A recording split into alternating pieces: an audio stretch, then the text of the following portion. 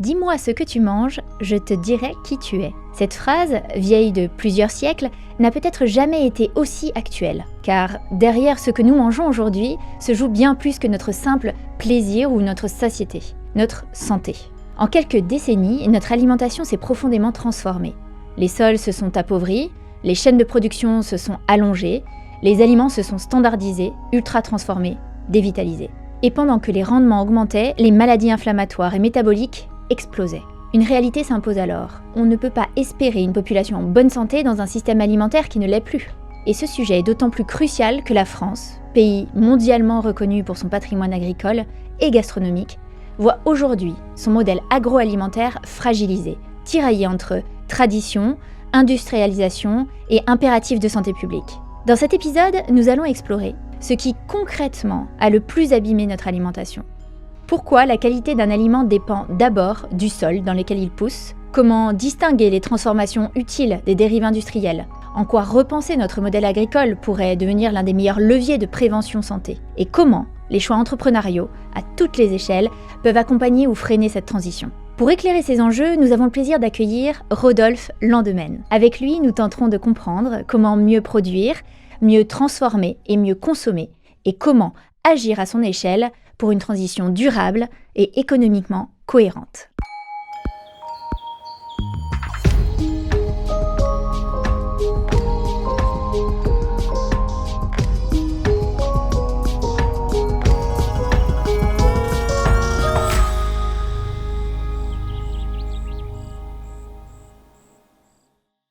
Rodolphe, bonjour. Bonjour. Merci beaucoup d'avoir accepté notre invitation. Avec plaisir.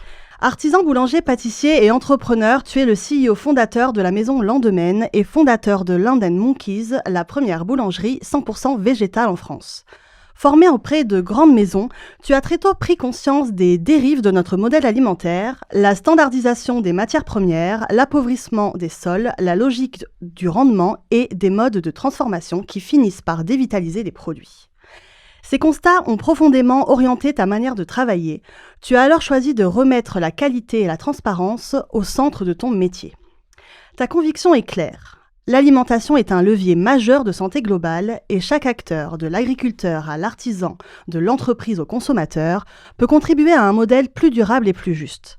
À travers tes projets, dont le domaine de Costil, tu explores d'ailleurs cette idée d'un écosystème cohérent où agriculture, transformation et respect du vivant travaillent ensemble.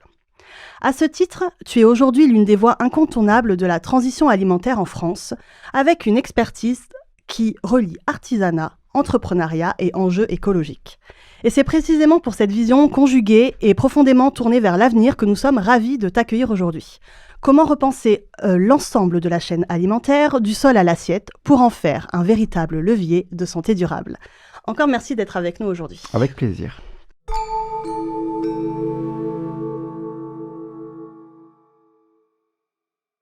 Alors on va commencer par notre première question signature du podcast. Comment définirais-tu la performance ? C'est marrant parce qu'en disant ça, ça fait écho au travail d'Olivier Hamant, qu'on n'arrête pas de voir en ce moment dans les médias. Vrai. Que nous, on tente de plugger pas mal dans notre modèle business, parce que c'est assez... moi, je suis très sensible à toutes ces questions-là. Le sujet de la robustesse et de la performance, il est arrivé un peu tard sur les sujets de transition agroécologique, transition écologique, transition alimentaire. Et ce qui est intéressant, c'est quand on passe des idées comme ça un peu génériques sur quelque chose d'ultra concret comme une entreprise, qu'est-ce que ça veut dire en fait robustesse et qu'est-ce que ça veut dire performance ? Moi qui suis très sensible à ces sujets de transition, d'effondrement potentiel, de collapse de la biodiversité, tout ça, nous on a vraiment décidé d'embrasser tous ces sujets-là. Alors concrètement, par quoi ça passe ? Ça passe par peut-être abandonner déjà l'envie de toujours surperformer et de mettre des modèles en place qui soient plus vertueux, plus durables, plus robustes face aux écarts types qui nous attendent. Et donc miser plus sur une durabilité qu'une performance à court terme. J'aime beaucoup la phrase d'Olivier Hamant qui dit « performer, c'est échouer sur le reste ». Je trouve ça très beau. Parce que quand on y réfléchit, en fait, on met toujours en avant dans nos sociétés ceux qui performent, les Nadal, les Federer, enfin ceux qui gagnent. Mais en fait, on oublie tous les sacrifices qu'ils ont dû faire, volontaires, souvent c'est très voulu, pour pouvoir en arriver là. Et est-ce que le sujet des décennies à venir, c'est peut-être pas justement d'arrêter de sortir de ce culte de la performance et d'embrasser des sujets un peu plus larges, un peu plus durables. Bon, c'est des sujets un peu de sagesse, quoi. Voilà, c'était une réponse un peu holistique, parce qu'en fait, c'est marrant que ce soit une première question. Il y a tellement de sujets qui me viennent à l'esprit avec ce sujet-là que moi, j'embrasse totalement dans mon entreprise. Ouais. On va le voir, on va justement le détailler. Quelle est ta mission de vie? Qu'est-ce qui t'anime? Alors, beaucoup de choses, mais si je devais résumer en une phrase, ce qui m'anime, c'est mettre mes organisations humaines, qu'elles soient philanthropiques ou business, au service de la protection du vivant. C'est vraiment en fait de remettre au cœur du dispositif la sanctuarisation, la protection des écosystèmes. En fait, moi, ce qui me perturbe, ce qui me rend très anxieux et ce qui me chagrine de voir que les gens ne comprennent pas, c'est qu'aujourd'hui, la vie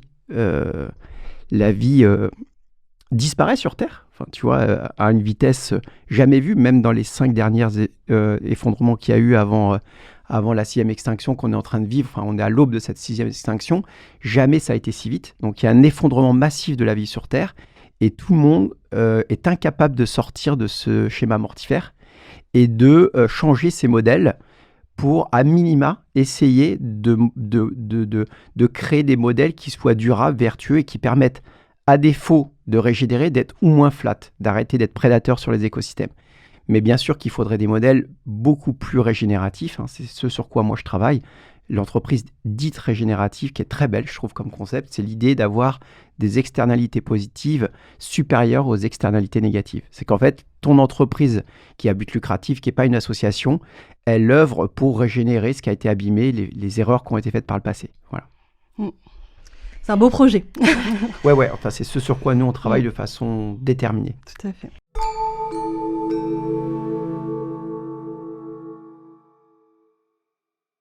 Alors, quand on observe l'état actuel de notre alimentation avec l'industrialisation, la perte de qualité, l'explosion des maladies chroniques, quel est le signal d'alerte pour toi le plus urgent? Alors, sur les sujets de santé, je viens de lire il y a pas quelques jours un article super intéressant qui expliquait la perte de cognition aux États-Unis due à l'alimentation. C'est formidable. Donc, en fait, on voit que les dommages collatéraux sur la façon de s'alimenter sont bien supérieurs à ce qu'on avait imaginé au début. C'est pas que l'embonpoint, du diabète, des maladies chroniques, des maladies dégénératives ou des choses comme ça. Alors ça, il y en a, plus ça va, plus on flèche vers et l'ADN, enfin le terreau favorable à, et l'alimentation.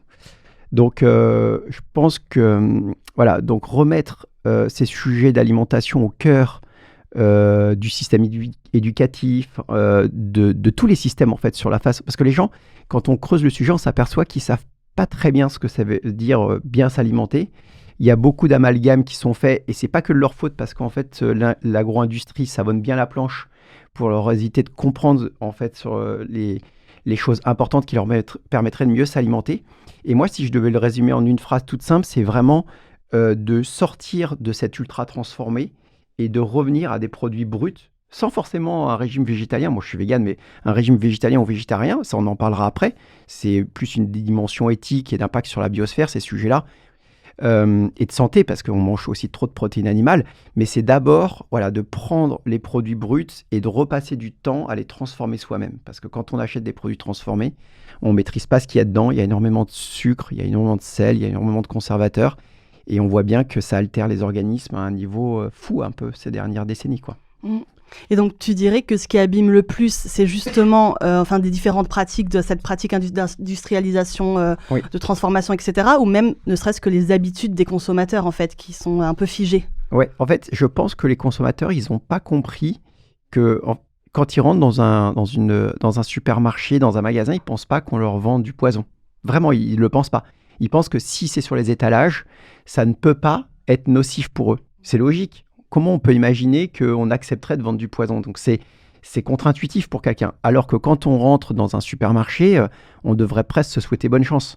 Parce qu'en fait, pratiquement 90% des produits qui sont là-dedans sont nocifs pour notre corps. Et le fameux proverbe chinois, que la nourriture soit ton premier aliment, c'est le sujet qu'il faudrait remettre au cœur, c'est que on réapprenne. Et ça passe peut-être aussi par des cours de cuisine, comme il y a au Japon par exemple, en Asie, il y a des cours de cuisine pour les petits. Et je trouve ça très beau dans le système éducatif japonais, c'est les mamans qui viennent cuisiner pour les enfants. Donc il y a ce relais. Bon, alors c'est un autre schéma familial que le nôtre, parce qu'en fait là-bas, quand la femme se marie, elle reste à éduquer les enfants, donc elle a plus de temps. Mais je trouve ça beau parce qu'en fait, elle prend soin, bien sûr, de sa petite progéniture, mais en même temps, elle fait à manger pour les autres. Et donc, il y a ce côté cuisiner pour mes petits rejetons, et ça change, elle se relaie, etc. Donc, il y a déjà cette éducation autour de comment on s'alimente, qu'est-ce qui est bon pour moi. Ils sont moins difficiles, on le voit très bien. Il n'y a que 2% d'obèses au Japon. C'est le pays où il y a le moins d'obèses. Donc, tout ça, après, ça fait partie aussi de sujets de santé publique. Donc de moins de dépenses pour l'État sur tous ces problèmes de santé publique. Donc voilà, donc en fait, on ne peut pas dire qu'il n'y a pas des schémas qui ne fonctionnent pas. Donc si ça fonctionne dans un pays de 130 millions d'habitants, qui est la 3e puissance économique mondiale, ultra moderne, on pourrait tout à fait imaginer des schémas un peu différents chez nous. En tout cas, c'est de dire, oui, ok, nous, en Europe, on a tendance à se dire, je mange parce que j'ai faim, il faut bien que je mange. Mais en fait, il faut sortir de ce schéma et dire, je mange, oui, bien sûr, parce que c'est bon, je prends du plaisir, mais c'est aussi bon pour mon corps. Ça, c'est vraiment la dissociation que je fais et que je vois et qui m'a choqué énorme avec l'Asie. C'est ce rapport à la nourriture, et peut-être parce qu'il y a moins les religions monothéistes et qu'il y a moins cette chape de plomb et qu'il y a une relation au corps qui est un peu différente en Asie. En fait, on accepte plus les choses qui nous renvoient à notre animalité. Bizarrement. Ouais, super intéressant. Ouais. Et pourtant, donc tu parlais des supermarchés, et mon Dieu, je suis d'accord avec toi, d'ailleurs j'y vais presque plus, sauf pour acheter du papier toilette. Mais parce que finalement, même les produits bruts dans les supermarchés, déjà il y a des rayons bio ridicules. Ouais. Et du coup, tout ce qui n'est pas bio, c'est quand même des aliments qui nous font du mal aussi, quoi. Exactement. Donc c'est ça qui me fait peur, c'est que finalement, tu dis 90%, mais en fait, je me demande si c'est pas plutôt 99%. Ouais, probablement, ouais. Enfin, je dis 90%, c'est clair, c'est au doigt mouillé. Et pour parler du bio, par exemple, l'image que les gens en ont, c'est que c'est plus cher, alors je peux pas y aller. Mais encore une fois, des études montrent que tous les coûts masqués du fait de manger une alimentation malsaine sont bien largement supérieurs à ce qu'on pourrait dépenser pour des institutions, pour une famille, pour un privé, pour un particulier, pour un être. Somme toute, que quand on regarde sur du long terme. Donc en fait, c'est des sujets, enfin ça devrait presque être mis sous tutelle par l'État, il devrait y avoir d'autres schémas qui permettent aux gens d'aller naturellement vers ces produits-là, parce que tout le monde aurait à y gagner finalement. Puis ça dépend de la quantité qu'on mange aussi, Exactement. parce qu'on mange de manière générale beaucoup trop. Exactement. Donc si on diminue aussi la quantité d'aliments qu'on ingère, ça diminue le budget. Hein. Exactement. C'est au automatique. Japon, il y a une phrase aussi, alors je dis toujours Japon, j'adore ce pays, puis ma femme est japonaise, mais il y a cette culture de manger à 80%. Ouais, c'est très beau. C'est de se dire, j'ai toujours de la place pour. Et là-bas, au Japon, ils arrêtent vraiment. Donc ça fait partie aussi des sujets dont on a parlé tout à l'heure, de maladies chroniques, diabète, de type 2, etc. C'est d'arrêter de se remplir comme on le fait et d'avoir une relation à la nourriture avec beaucoup plus de tempérance. Ces derniers chiffres, c'est la première fois ces dernières années qu'on meurt plus de trop manger que de famine. C'est quand même fou. Effrayant. C'est effrayant quand même. Donc d'un côté, il y en a qui meurent parce qu'ils n'ont pas assez à manger, et de l'autre, il y en a qui meurent de trop manger. Il faudrait un peu rééquilibrer tout ça. Voilà, donc... mais il y a ce réconfort aussi de la nourriture, c'est un besoin primaire, et on voit que c'est très difficile pour les gens d'arriver à se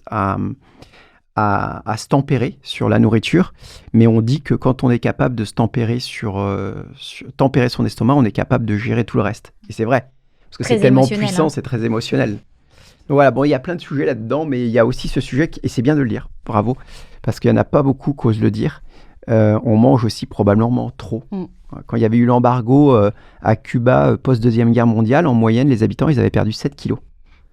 Ah oui, 7 kilos, c'est fou. Hein. C'est énorme. Oui, parce qu'il y a eu l'embargo des États-Unis sur Cuba. Ils se sont remis à reproduire de la nourriture. Alors, celui qui était prof de sciences, celui qui était dans une faculté, il refaisait son petit potager, etc. Tout le monde débétonnait les rues pour faire des petits jardins, etc. Parce qu'il n'y avait plus rien qui rentrait sur le pays. Il fallait manger.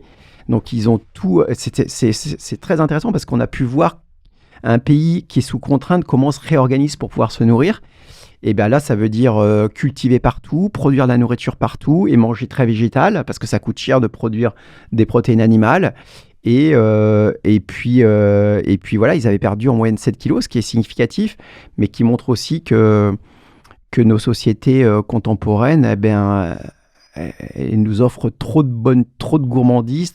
Enfin, voilà, on est là à regarder tous ces étalages et c'est très dur d'arriver à se limiter, quoi. Ça demande énormément de force. Oui, il y a une recherche de plaisir, mais un plaisir qui est plus vraiment défini comme il faut. Justement, c'est très lié à la fête, on est tous ensemble, etc. Ouais. Mais c'est lié aussi à l'excès. Mais il n'y a rien qu'à voir pour les fêtes de fin d'année. En fait, à chaque fois, on fait c'est 3 fois trop par rapport pour un repas normal. Ça n'est pas nécessaire d'aller...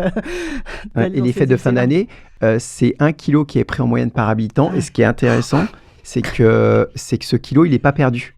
En plus, ouais. Donc en fait, c'est que tu envoies ton copain après et tu dis, parce que tous les ans, en fait, ils prennent 1 kilo, mais ils ne le repèrent pas derrière. Voilà. Bon, c'est bêtement, c'est à plein de sujets dans le sujet. Mais la nourriture, ouais, c'est fondamental. Ouais. Si tu devais déterminer certaines dérives alimentaires qui sont, selon toi, les plus les plus mortifères, oui, c'est ça qui crée le plus de maladies ou qui sont les plus, au niveau de la santé, qui sont les plus problématiques. Est-ce qu'il y a des éléments comme ça qu'on pourrait identifier ? Ouais, alors déjà, en fait, je pense qu'au lieu d'être radical comme beaucoup veulent le faire, parce que tout le monde pense un peu home run, je veux être tout bien, c'est comme quand tu viens de passer les fêtes et que tu dis plus jamais ça. Faut que ça soit progressif. Et il y a des choses qui sont faciles à enlever. Par exemple, les sodas, celui qui boit des sodas, c'est ultra facile. Tu lui dis, t'arrêtes les sodas, mais tu peux continuer à manger une pâtisserie, un chocolat, une viennoiserie, te faire plaisir, ça va. Donc, il y a des produits, il y a des choses qui sont faciles à enlever d'emblée. Les sodas, c'est non négociable parce que c'est 6 à 9 sucres par canette. C'est juste pas négociable. Ça sert juste à rien. Ou l'aspartame. Les édulcorants qui sont encore pires que le sucre d'un point de vue cognitif aussi. Il y a plein d'études qui sont sorties par rapport à ça. Voilà. Parce qu'il y a des addictions quand même liées à ça, parce que tu dis, enfin je suis désolée, je fais un peu le poil à gratter, mais tu dis c'est facile d'arrêter les sodas, mais je sais que les gens qui depuis qu'ils sont jeunes boivent des sodas, pour eux c'est une drogue. Et ils n'arrivent pas à arrêter. Et si on leur dit, on te remplace les sodas et juste de temps en temps, tu as le droit de prendre un petit gâteau, ils vont dire, mais jamais de la vie, c'est impossible. Ouais. Moi, c'est effroyable, je trouve. D'où l'importance de l'éducation que tu citais tout à l'heure. Bon, voilà, c'était... Il y a le sujet donc, du sucre, qui est... moi, je suis boulanger-pâtissier, mais du sucre, 10 fois plus aujourd'hui, un enfant. Un enfant à 7 ans, il a mangé la quantité de sucre que mangeait son grand-père. À 7 ans, donc 10 fois plus. Et on sait que c'est une des causes des maladies contemporaines, le sucre. Avant le 19e siècle, les gens n'aimaient pas le sucre. J'ai lu ça il n'y a pas longtemps. C'est formidable. Ils aimaient l'amertume. Et en fait, c'est l'agro-industrie qui a habitué les enfants, en leur donnant des bonbons, à s'habituer au sucre. C'est fou, hein. Quand tu refais le fil de l'histoire sur tout, c'est tellement pervers, c'est tellement vicieux. Mais quand tu refais l'histoire, c'est fou. Parce que quand j'ai lu ça, j'étais complètement abasourdi. Au 19e siècle, en fait, dans les siècles passés, 40% de l'alimentation, c'était des plantes sauvages. Au Moyen-Âge, par exemple, 40% de l'alimentation d'un être humain, c'était la cueillette sauvage. Les champignons, la cueillette, plein de choses qu'on n'a plus l'habitude. Avant, on mangeait énormément d'orties, de pissenlits, de choses comme ça, tu vois. Même les feuilles, certaines feuilles, il y a plein de choses qui se mangent. Il y a 80% des plantes qui sont comestibles. Moi, je suis végétalien. Au printemps, je me régale à recueillir plein de choses dans mon jardin, à manger des plantes sauvages. Tout ça pour dire que les plantes sauvages, il y a beaucoup d'amertume. Et l'amertume, donc, c'était un goût qui faisait partie des habitudes alimentaires d'un être humain avant le 19e siècle. Et on aimait l'amertume, mais on détestait le sucre.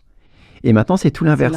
Donc, en fait, encore une fois, on est en train de dire ce qu'il faut, c'est qu'on soit capable de lutter contre ce monde de l'agro-industrie et de revenir, reformer nos petites têtes blondes, là, nos petits jeunes, à leur donner une nourriture, parce qu'en fait, tu prends l'habitude tu aimes ce que tu manges quand tu étais enfant, tu restes avec ça. Si tu as mangé beaucoup de sucre, tu restes avec ce besoin de sucre.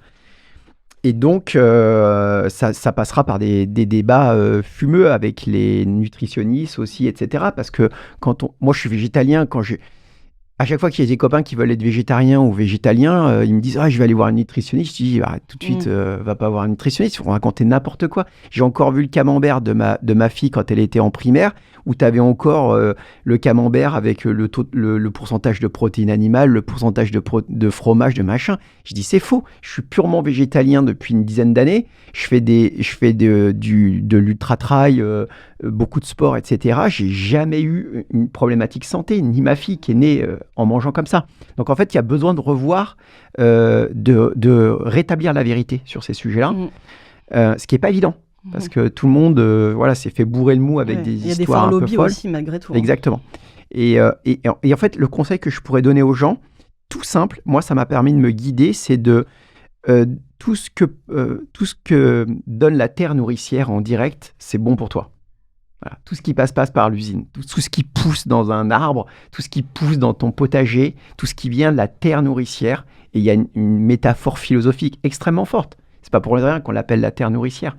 Donc, un potager avec des légumes bio de saison à côté de chez toi, c'est ton premier médicament pour vivre longtemps en bonne santé, équilibré, de reconnecter aussi au vivant et à la nature, au cycle de la vie. Ça passe par là. Mais c'est super intéressant, mais ça montre aussi quelque chose qui est que, moi je m'en suis rendu compte en discutant à droite à gauche, c'est que les gens ne connaissent plus les légumes, les fruits, les plantes, etc. Donc en fait, c'est déjà, on se dit, ah d'accord, on va repartir carrément sur les fondamentaux. Exactement. Et les fondamentaux, c'est ça serait ramener les enfants dans des potagers, peut-être faire des ateliers de culture, de planches, de poireaux, de choses comme ça, leur apprendre à couper 2-3 légumes et qu'ils sachent qu'un poisson, ça pousse pas dans un arbre. Enfin, des choses basiques. Et on s'est extrait de ça, en fait. On s'est extrait de notre rapport au vivant. Et c'est pour ça qu'on a une crise écologique aussi. Tout ça, c'est lié, c'est extrêmement lié.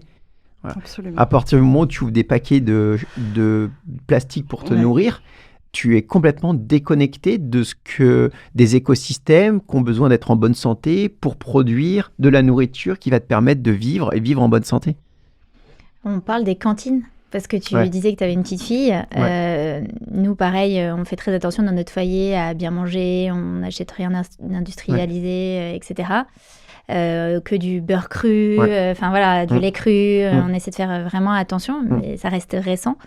Mais le problème, c'est la cantine. C'est quand on va voir des commerçants ou quoi qui donnent des bonbons à nos enfants. Qu'est-ce qu'on fait ? On dit, ah bah non. Et puis là, notre enfant, il est aussi frustré. Et peut-être que derrière, il va faire une compensation à l'adolescence. Parce qu'on entend de tout aussi. Donc, comment est-ce qu'on arrive à gérer ça ? Enfin, je fais un peu une aparté là, mais... En fait, ça fait écho à une phrase que j'avais beaucoup aimée.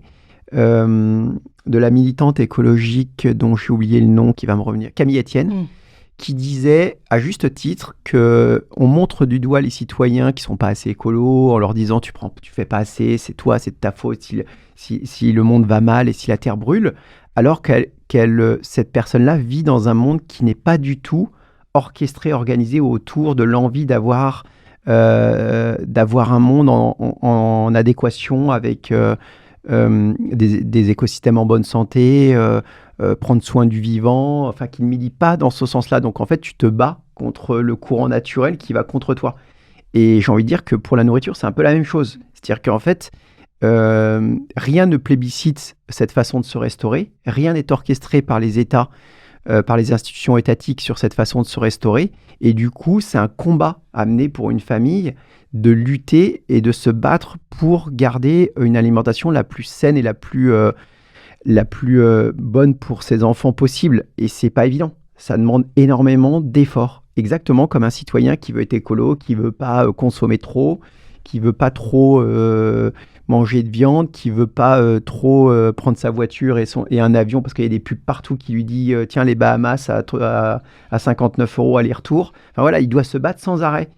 Donc rien n'est fait en faveur d'aider les citoyens à baigner, à vivre dans un environnement qui lui permettrait que tout ça soit facile. Et ça, c'est dramatique. Donc ça demande énormément de travail. Et tout le monde le vit. Dès que son enfant va à l'école, il va être nourri par des grosses sociétés qui font des repas à moins de 2 €, moins de 3 €. Et tu sais que ton enfant, là, pendant cette parenthèse de restauration du lunch du midi, tu maîtrises pas. Nous, ce qu'on a fait, c'est qu'on a cuisiné à la maison et on lui faisait les bento japonais. On a fait à la japonaise et donc elle avait son petit bento quand elle arrivait, pas pendant tout son cursus scolaire, mais certaines années, elle avait cette possibilité d'amener son bento et de se restaurer. Et voilà, on savait ce qu'il y avait au moins dedans. Mais alors là, en niveau organisation bien sûr, c'est familiale, je sais. Parce que moi, on l'a fait à un moment donné, mais alors franchement, ça prend un temps. Exactement. D'où la lutte, quoi. Ouais, d'où la lutte. Ouais. On y reviendra, mais on parle beaucoup d'alimentation vivante. On parlait là avec les plantes, ce qu'on ramasse un peu au fil des saisons et tout. L'alimentation aussi protectrice, préventive. Ouais. Concrètement, qu'est-ce que ça veut dire pour toi ? y a beaucoup d'aspects à cette façon de se restaurer. Il y a une dimension philosophique, un esprit sain dans un corps sain. Hein. C'est d'abord prendre soin de son corps et ensuite de son esprit. Hein. Ça va ensemble. C'est difficile. Il faut arrêter. Dans la culture européenne, dans les cultures de religion monothéiste, on a dissocié le corps de l'esprit. On s'est contenté de nourrir son esprit. Mais quand tu nourris de façon soigneuse et que tu prends soin de ce qui transporte ton esprit, en l'occurrence ton corps, c'est le tout dans tout. Hein. C'est les philosophies grecques qui avaient déjà tout compris, quoi. Donc c'est harmoniser entre le corps et l'esprit, ça c'est hyper important. C'est, comme je le disais tout à l'heure, une façon de reconnecter aux écosystèmes, de bien comprendre que s'ils sont en mauvaise santé, nous aussi on sera en mauvaise santé. Donc ça veut dire comment poussent des légumes, qu'est-ce qu'est un arbre, de quoi a-t-il besoin, et on se rend compte de la fragilité des écosystèmes et des arbres et de tout en fait, et que finalement on n'est pas si loin. Plus ça va, plus on fait des études d'éthologie et plus on se rapproche de tous les êtres vivants en fait. La membrane de porosité entre Homo sapiens et le reste, elle est de plus en plus fine. Et ça nous questionne. Ça nous questionne sur notre héritage socio-culturel qui était loin de ça. Donc, c'est une manière aussi de ralentir. Parce que les gens vont dire « j'ai pas le temps, j'ai le temps », mais t'as le temps de quoi? Si t'as pas le temps d'abord de prendre soin de toi et de ta famille, t'as le temps de quoi? Rien n'est de plus important qu'avoir une bonne santé. C'est le seul capital qu'on a. La capitale santé, c'est le seul capital qui est important. C'est quand on le perd qu'on se rend compte que tous les autres sont des problèmes arbitraires. Et donc, voilà, sous bien des aspects, comprendre ce qu'on met à l'intérieur de son corps, et même la dimension sociologique de celui qui cuisine pour les gens qu'il aime, et qui va ensuite partager le repas à table avec des gens qu'il aime. Il y a toute cette dimension qu'on a oubliée. Le snacking, on mange vite fait, quelque chose qui n'est pas bon parce qu'il faut remplir son bide. On a oublié qu'avant, c'était aussi un lieu sociologique dans lequel on échangeait des idées, on débattait, on discutait. Donc, on se transmettait des idées, on raisonnait. Donc voilà, donc derrière, il y avait du lien. Il y a beaucoup de choses qui partent en arborescence derrière le sujet du repas, lié à l'affiliation, de la culture. En fait, l'alimentation, ça peut être un moyen de complètement... c'est un moyen malin et vicieux de démembrer un peuple, quelque part. C'est hyper intéressant. Parce qu'en fait, c'est une affiliation, en fait, c'est un héritage socio-culturel ultra puissant. Et quand on voit comment l'alimentation se standardise dans le monde... Exactement. C'est très puissant ce que tu dis. Ouais. Et si... je ne veux pas pousser le raisonnement trop loin, parce que je veux faire attention à ce que je dis, mais c'est un moyen ultra vicieux de perturbation des peuples. Et c'est contre-intuitif quand on y pense. Mais en fait, si on se projette dans des générations, en fait, ça commence par... ça, c'est un moyen de le déliter de sa culture, de sa colonne vertébrale, de son affiliation. Une part de son identité. Exactement. Ouais. Parce que c'est vrai que la nourriture et les habitudes alimentaires, les recettes qu'on se passe de génération en génération, complètement. Et la nourriture, ce qui est beau, c'est que quand on voyage, on s'aperçoit que un repas, il est extrêmement dépendant et relié aux écosystèmes qui est à côté. C'est-à-dire quand on va... l'autre fois, j'étais en Grèce, j'ai fait un tour avec ma famille du Péloponnèse, là, il y a quelques semaines. Et en fait, on s'amusait à regarder la nourriture traditionnelle des Grecs il y a 2000 ans. C'était la même que ce qu'on avait dans la salade grecque, elle a 2000 ans, les olives. Tu vois, ils expliquaient que c'est du pain, des olives. C'était fou, quoi. Donc, en fait, il n'y avait rien qui avait pratiquement changé depuis 2000 ans. Donc, en fait, pourquoi? Parce qu'en fait, ce qui pousse en Grèce, dans cette région du monde, c'est principalement l'olivier, les mers qui est à côté pour la pêche, le pain culturel, donc l'huile d'olive, on cuisine à l'huile d'olive et tout ça. Donc voilà, donc il y a un tout ça, ça forme quelque chose d'ultra logique. Et c'est la force de l'être humain, c'est d'être capable de, lui, par rapport à beaucoup d'autres espèces dans le vivant, c'est de s'acclimater, s'habituer à ces écosystèmes, à son environnement. Et ça, c'est sa force. Parce que par exemple... Moi qui suis végétalien, je suis obligé d'admettre quand même qu'il y a des cultures végétariennes comme les Indiens avec 600 millions de végétariens. Il y a des cultures qui sont principalement basées sur les protéines animales parce qu'il n'y a pas de quoi faire un potager quand on vit au Groenland et pourtant ça marche. Donc en fait, la vérité, elle est toujours un peu suits, tu vois, elle demande un petit peu de pondération et nous, on veut toujours un peu des systèmes binaires. Exactement, c'est ce sur quoi on se bat avec Mélanie à travers ce média d'ailleurs. Les systèmes binaires, on n'en veut pas.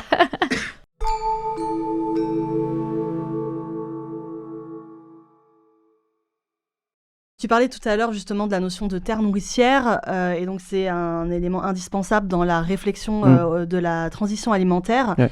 Et il y a ok, il faut avoir forcément des sols, une préservation des sols, ça préserve aussi la biodiversité, etc.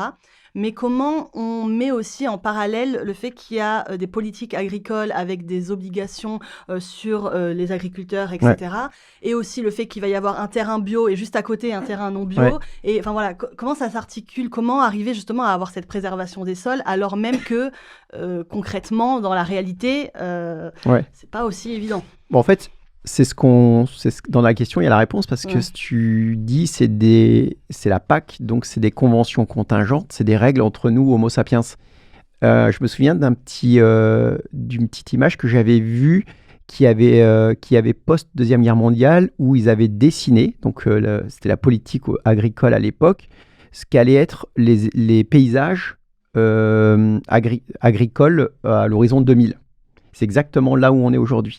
C'est-à-dire qu'en fait, dans ces dessins qu'il y avait en 1950, il y avait des champs de plein de couleurs, colzage, il n'y avait plus de haies, il n'y avait plus d'arbres, l'arbre avait disparu des paysages, les haies avaient disparu, et du coup, ce que je veux dire par là, c'est qu'en fait, c'était la feuille de route. Donc en fait, si ta feuille de route, c'est de dire, moi, je veux de la vie dans mes campagnes, je veux des haies, je veux des arbres, et je veux prendre soin de mes sols parce que je veux que les générations suivantes qui me suivent puissent vivre en bonne santé et se nourrir, tu vas juste suivre cette feuille de route-là. En fait, c'est juste le pouvoir politique qui doit dire « Ok, maintenant, c'est interdit, point final ». Et ça demande un peu de courage, de dire non au lobby, de ne pas se faire savonner la planche par des fausses études et puis dans les bureaux feutrés policiers du 8e arrondissement, entre deux coupes de champagne, de se dire « T'inquiète pas, copain, comme on l'a entendu si bien, t'as vu ce que j'ai fait pour les pesticides », des choses comme ça, c'est assez fou d'entendre des choses comme ça, alors que c'est notre ancien ministre de l'Agriculture, il me semble, qui avait été pris à partie comme ça. Enfin, je veux dire, ça demande juste une envie commune de tracer une feuille de route qui sera en adéquation avec ce qu'on veut dire. C'est des conventions contingentes, c'est pas les règles de la nature. C'est pas de la physique ou de la bio, qui sont des règles qu'on peut pas tordre. C'est ça qu'on n'a pas compris. Nous, le droit, on peut le changer comme on veut. Le droit, c'est nous qui fixons les règles. Tu me tues, tu vas en prison. Voilà. Donc en fait, si on décide que notre feuille de route, c'est de la vie dans les campagnes, des haies, des arbres, de la biodiversité et une terre nourricière, dans 50 ans, c'est ça. C'est pas très dur. On voit ce qui s'est passé il y a très peu de temps avec, par exemple, la loi du plomb, alors qu'il y a eu un soulèvement de toute la population, on se dit, bon, c'est pas tout de suite, malheureusement, ça n'a pas gagné. Exactement. D'où les initiatives comme le domaine de Costil, mais on va en reparler après, justement.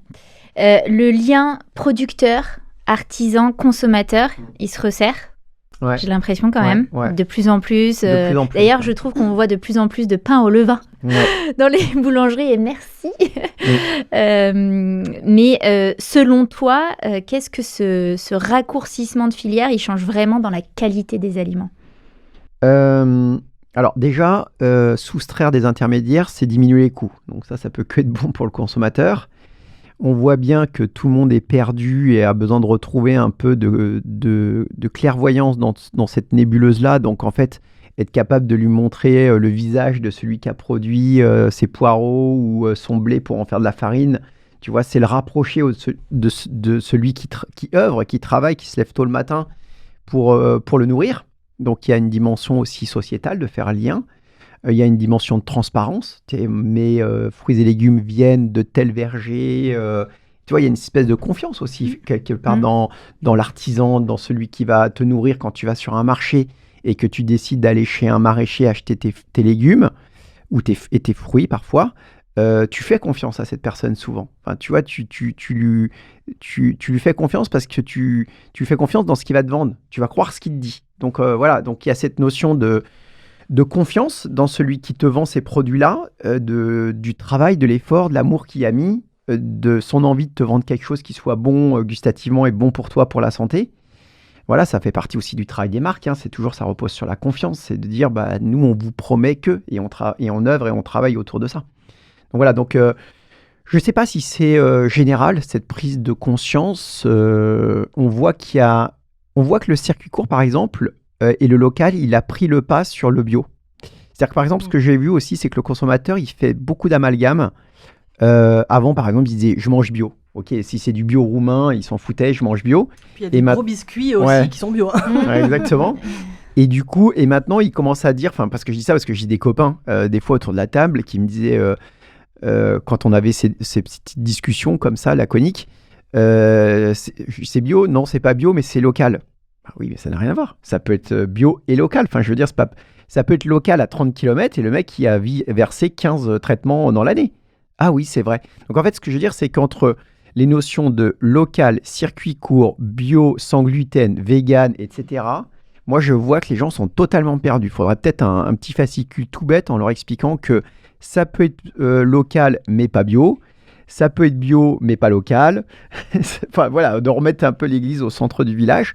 Et ce que je veux dire par là, c'est que souvent, le consommateur, quand il fait une chose bien, il a l'impression qu'il a rempli sa mission. Ok, c'est local, donc c'est bon, le reste, ça va, quoi. Mon boucher, mon ceci. Comme si le boucher, il y maîtrisait toute la filière d'abattage d'un... Enfin, tu vois, il y a toujours de la dissonance cognitive dans ces sujets-là.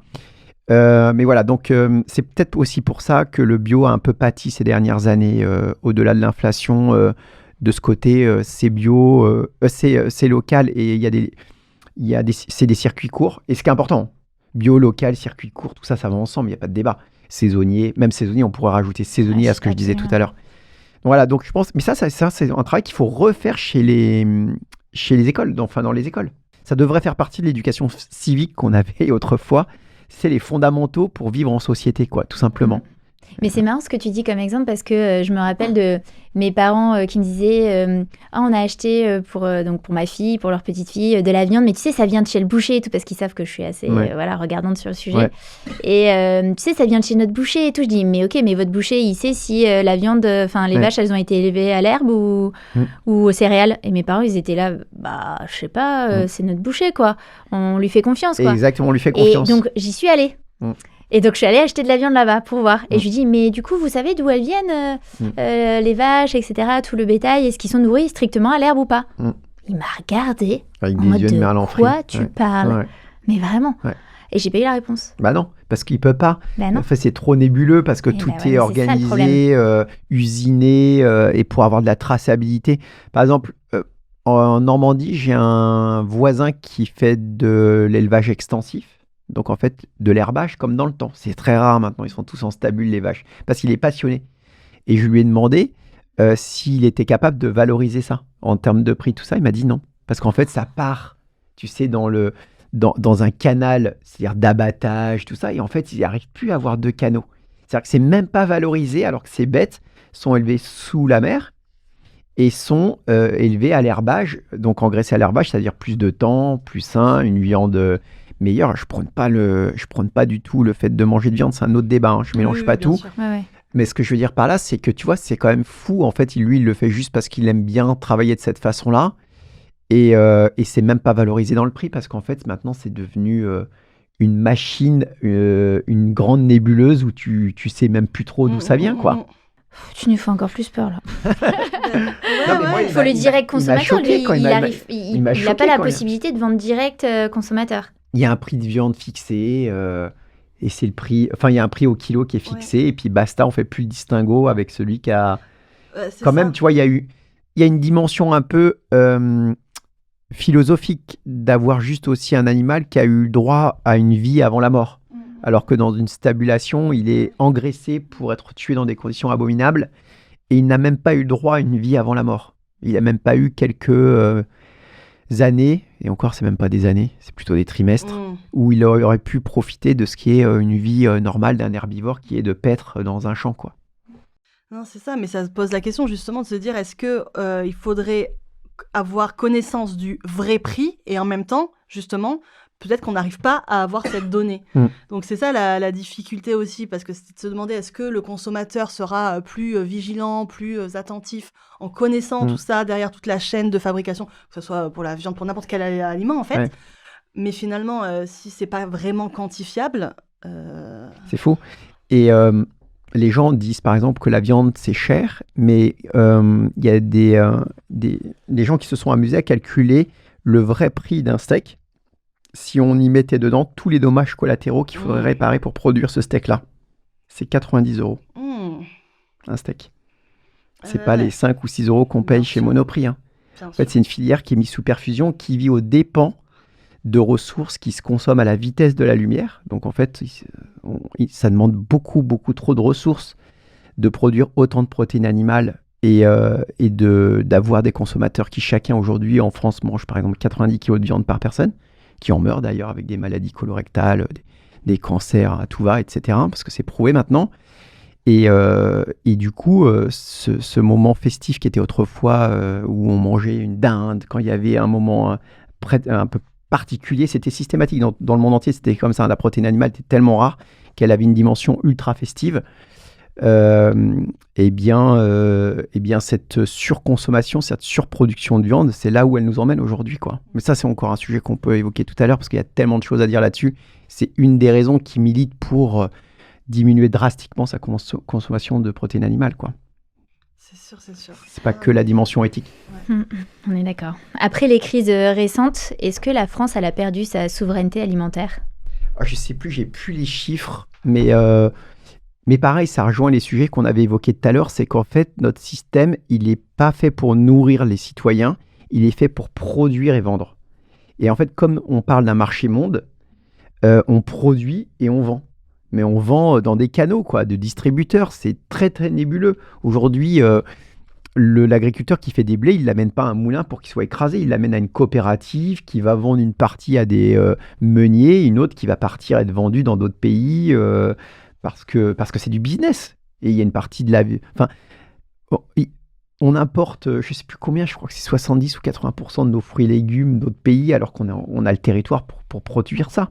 Et on exporte, j'ai pas les chiffres en tête, je suis pas un spécialiste de ça, mais c'est des millions de tonnes de blé qui sont exportées. Donc en fait, on surproduit vraiment dans certaines catégories c'est du business, quoi. Donc en fait, c'est un système qui n'est pas, on n'a pas un système agricole qui est fait pour nourrir les citoyens français. Il y a sur les étalages des haricots verts du Kenya, enfin tout le monde le sait, il y a plein de choses qui sont complètement aberrantes où tout le monde se dit mais c'est quand même fou. Voilà, donc et je pense qu'il faudrait faire une méta-analyse, une grosse étude, et ça rejoint ce qu'on disait tout à l'heure, c'est dire, bon, comment je nourris ma population à l'horizon, je sais pas moi, 2050 ou 2070. Et donc un plan, moi j'aime beaucoup l'idée de débétonner les villes. Enfin, je crois que y a un bouquin qui est extraordinaire, c'est La Société du tout béton post-Deuxième Guerre mondiale, où en fait, avant la Deuxième Guerre mondiale, il n'y avait pas de béton comme ça. Puis, et même là-dedans, il y a des lobbies. Il y a des lobbies du BTP, du béton, qui, eux, leur boulot, c'est de couler du béton. Et du coup, faut s'imaginer... Enfin, tu vois, quand tu dézoomes et que tu mets quelqu'un, je sais pas, en 1900, qui viendrait voir notre monde et qui regarderait toutes ces villes bétonnées, ces routes à n'en plus finir de béton. Enfin, c'est fou quand on y réfléchit. Et un plan qui serait vachement intéressant, encore une fois, qui rejoint le sujet de la résilience qu'on a évoqué tout à l'heure, c'est débétonner à fond les villes pour refaire des jardins partagés, des vergers, des jardins-forêts. Je lisais un article passionnant qui disait mais pourquoi on ne met pas d'arbres fruitiers au lieu de mettre toujours des érables ou des platanes. Ça me fait... C'est beau les platanes, j'adore, mais pourquoi pas des pommiers, des poiriers. Déjà les sans-abri pourraient manger des fruits, etc. Parce que c'est ce qui se passe au Maroc. Dans certains pays, ailleurs, il y a beaucoup de fruitiers.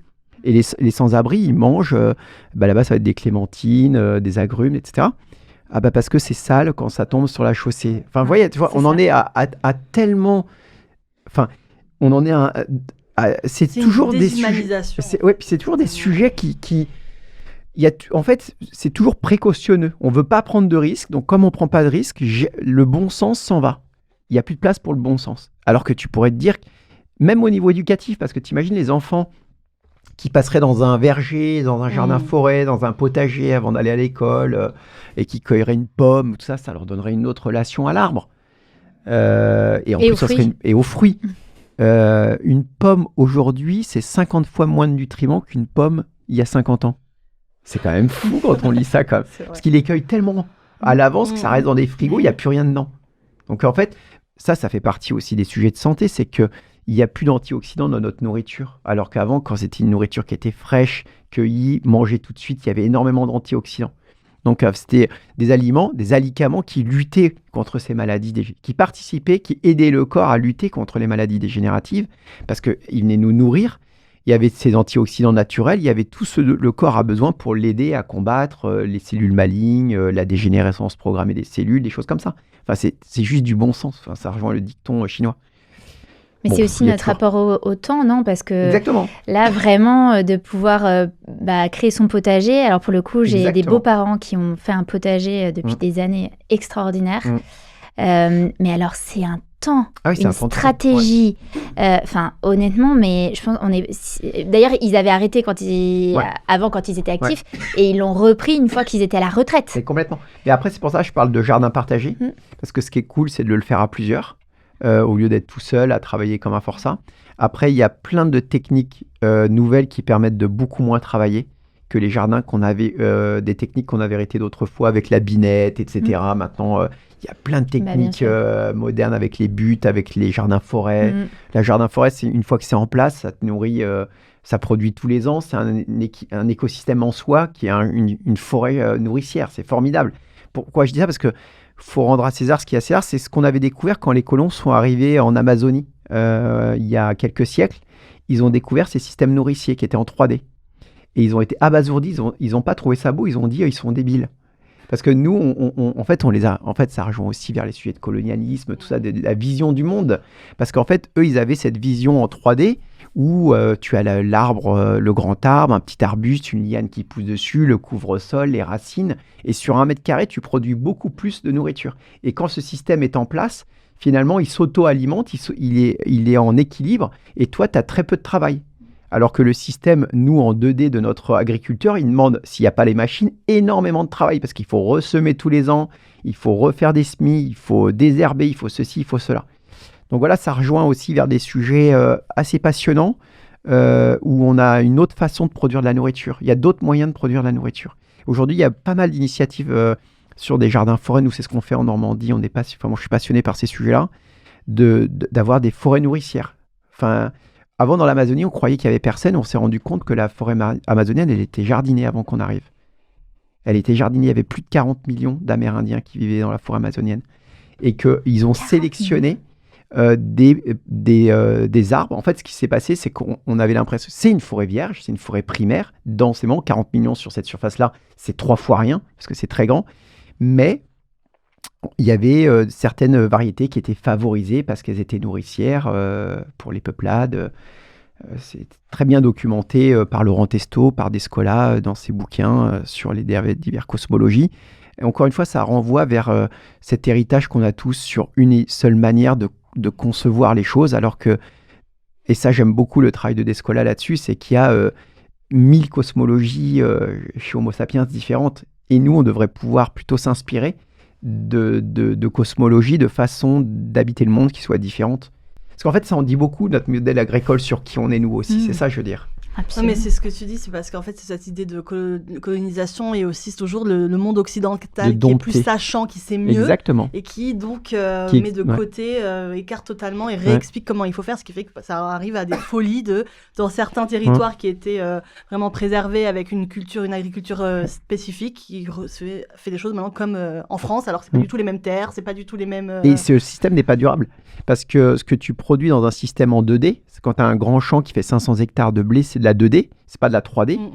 Et en fait, ce que tu dépenses en calories pour produire une calorie, c'est fou. Je crois que c'est un rapport à 5-6 calories pour une calorie produite. C'est-à-dire qu'en fait, ça marcherait même pas si on n'avait pas les énergies fossiles. Ouais, donc ce système, il est complètement obsolète et mortifère. C'est hyper parlant ce que tu dis, que pour produire une calorie, il en faut beaucoup plus. En fait, il faut trop d'énergie pour produire la calorie, parce qu'en fait, quand tu as un 2D, tu as juste 1 mètre carré avec un plan. Mais tu t'imagines tout ce qu'il a fallu comme énergie pour labourer, passer plusieurs fois avec le tracteur, récolter, moissonner, les tracteurs qui récupèrent le blé, qui l'amènent à la coopérative. En fait, on mange que du pétrole, et ça, Jancovici, voilà. Janco, il le dit, il le résume super bien dans son travail formidable. C'est qu'on ne mange que du pétrole, et si demain il n'y avait plus ça, en fait, notre système de production nourricière, il serait à l'arrêt total. Donc en fait, il faut des itinéraires bis. Des itinéraires qui rejoignent le sujet d'Olivier Hamant, qui soient des itinéraires plus robustes, et qui permettent de sortir de ce schéma mortifère d'une agriculture soi-disant high-tech, mais qui est plus que l'ombre d'elle-même. Après, peut-être que tout ce qui se passe d'un point de vue géopolitique, qui est assez horrible quand même, peut-être que ça va nous obliger aussi à se diriger vers une meilleure souveraineté alimentaire, parce qu'on le fait pour les armes. C'est pas impossible. Là, pour l'instant, on le fait en premier pour les armes, malheureusement. Mais peut-être que le deuxième effet qui se coule, ça va être aussi la souveraineté alimentaire. C'est quand même, c'est bien d'avoir des armes pour se défendre, mais si on peut pas se nourrir, c'est compliqué. Ouais, c'est souvent dans toutes les études qui sont faites, c'est souvent la contrainte qui force les civilisations à évoluer. Et du coup, c'est jamais un schéma préétabli. C'est rare. En fait, c'est la contrainte. Par exemple, pour faire l'analogie avec ce qu'on disait sur Cuba tout à l'heure, c'est la contrainte qui a forcé les gens à revenir à l'agriculture parce qu'ils avaient faim, ils avaient la dalle. Donc, ils se sont pas dit « Oh là là, on risque d'être sous embargo, débétonnons, refaisons des forêts nourricières, etc. » Et nous, pareil, on n'y travaille pas parce qu'il n'y a pas la contrainte. Mais demain, s'il y a une contrainte très forte, eh bien, par la contrainte, tu changes tes pratiques, tu t'adaptes ou tu meurs. C'est du darwinisme de base. On va casser les routes à Paris et planter des fruits. Alors, j'ai beaucoup aimé, il y a quelques années, il y a le premier parking, j'avais cofinancé ça avec d'autres, parce que j'avais trouvé ça symboliquement très fort.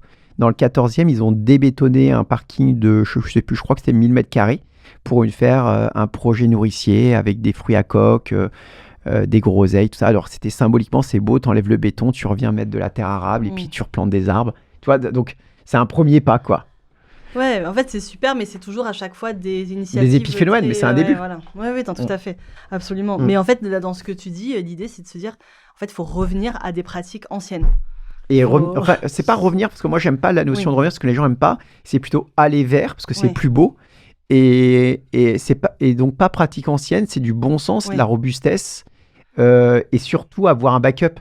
C'est-à-dire, en fait, nous, on mise tout sur un système, mais si le système se grippe, on n'a pas de backup. Et ça, c'est dangereux. Donc, ça rejoint les sujets de performance dont on parlait tout à l'heure. C'est être peut-être moins performant. Donc, oui, c'est plus chiant parce qu'il se passe moins de choses. Parce qu'en fait, ce qu'aime l'être humain, c'est l'émulation autour de la nouveauté. Il y a toujours, toutes les décennies, des nouvelles choses, les smartphones et les IA. Tu vois, tu as l'impression que tu fais partie d'un monde, d'une époque folle. Et c'est vrai. Mais par contre, d'avoir aussi plein de bon sens et d'être capable, demain, si ça se grippe, de ne pas avoir mis tous ses œufs dans le même panier en misant sur des technologies dont on ne sait même pas si elles fonctionneront très bien.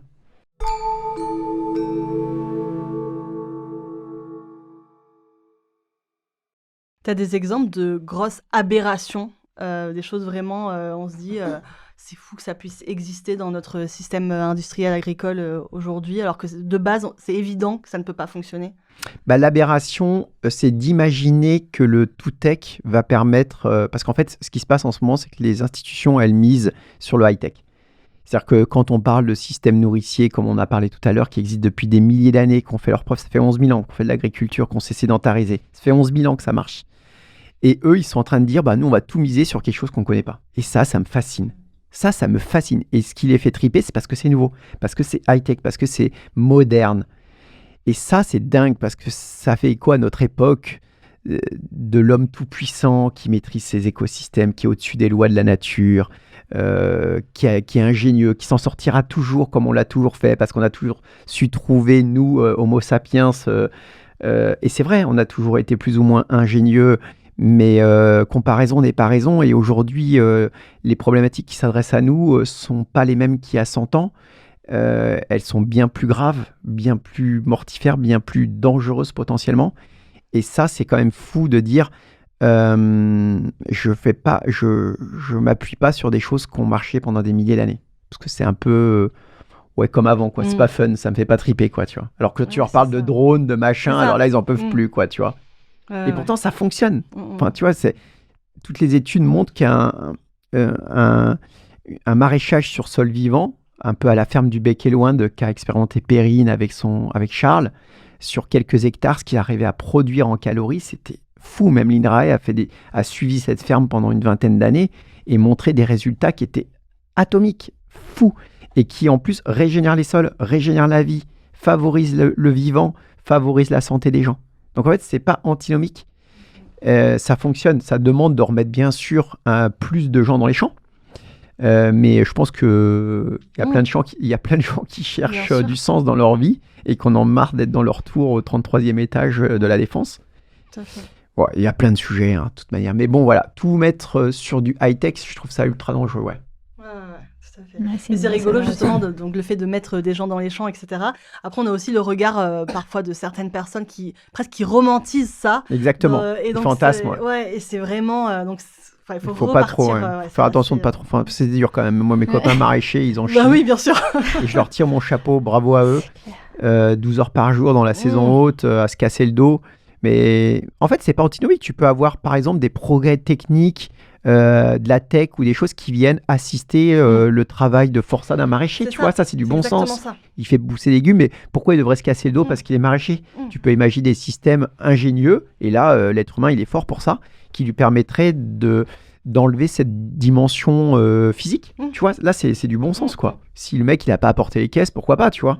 Enfin, je sais pas, mais c'est du progrès et qui au service d'un métier noble, tu vois. Absolument, ouais, tout à fait, ça, c'est exactement ça.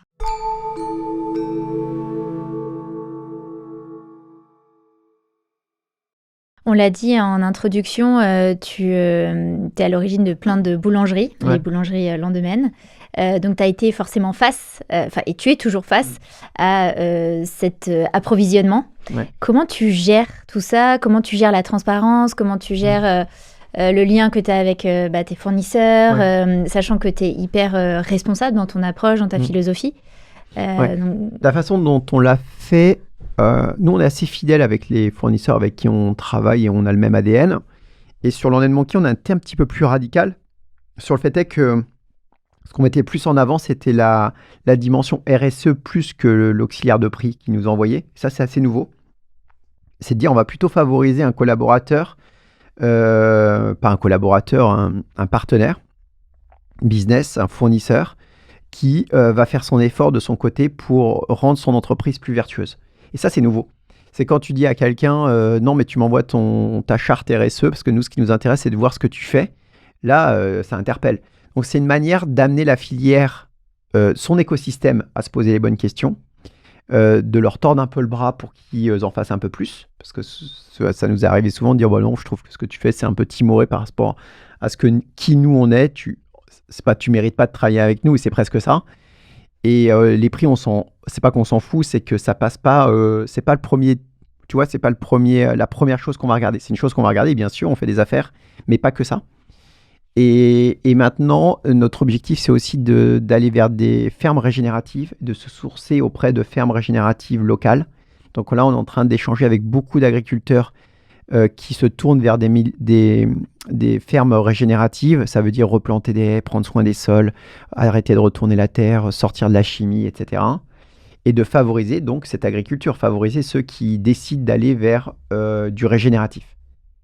On peut le quantifier à peu près de ces fermes régénératives sur le territoire français, par exemple? C'est epsilon pour l'instant. Parce qu'en fait, déjà, il faut bien comprendre ce que ça veut dire régénératif. Donc, ça demande quand même une définition un peu claire, mais c'est des fermes qui sont motivées, des agriculteurs qui sont motivés pour changer de pratique agricole et mettre en place des pratiques plus vertueuses. Et c'est normal que la filière, c'est normal, de mon point de vue, de favoriser ce type d'agriculture. Et même si on va payer plus cher, nous, on va lui dire, on te garantit qu'on va les prendre. C'est ça que je veux dire. Tu peux aller là-dessus, nous, on va les prendre. Ok, donc au final, dans tout ça, les résistances étaient plus, on va dire, techniques et culturelles qu'économiques, finalement, dans la mise en place de tout ça. Ouais. Exactement. C'est aussi que les gens agissent tous par mimétisme. Tu vois, dès qu'il y a eu la crise du bio, tout le monde s'est dit, le bio, ça marche plus, c'est fini, c'est pas vrai. Le bio, il montait depuis 20 ans, il a juste un peu respiré. Il avait peut-être besoin de faire une petite mue, mais le bio, il est pas mort du tout. C'est juste que les arbres ne montent pas jusqu'au ciel. Il y a des moments où ça respire un peu et puis il est reparti. Voilà, donc en fait, c'est le monde entrepreneurial qui peut aussi prendre ses responsabilités et favoriser certaines filières. Tout à fait. Mais moi, je me dis que ça va partir de là, en fait, qu'on va réétudier, tordre le bras à certains fournisseurs, mais finalement, est-ce que le but, est-ce que là, on n'a pas un bras de fer, nous, la population, et quand je dis population, c'est principalement les entrepreneurs dans ce secteur-là, d'avoir un bras de fer avec le gouvernement, quoi, avec l'État, en fait. Est-ce que c'est pas nous qui allons transformer peut-être, mais en tout les cas, choses par... Mais c'est le triangle de l'inaction, j'adore ça. C'est les politiques qui disent c'est pas nous, c'est les entreprises disent c'est les consos, et les consos disent c'est les politiques. Donc en fait, tout le monde se renvoie la balle.